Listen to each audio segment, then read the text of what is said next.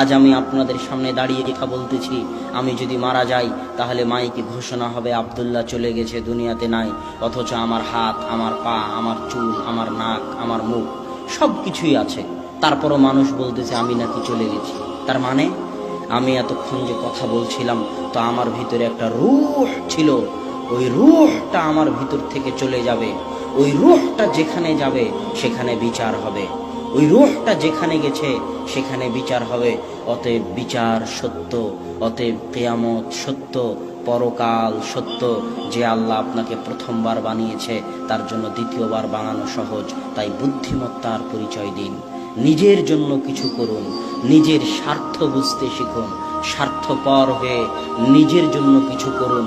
সন্তান সন্ততি মানুষজন বাড়িঘর অনেক করেছেন, এবার একটু পরকাল কিয়ামতে নিজের জন্য কি নিয়ে যাচ্ছেন তা একটু দেখুন। এই জন্য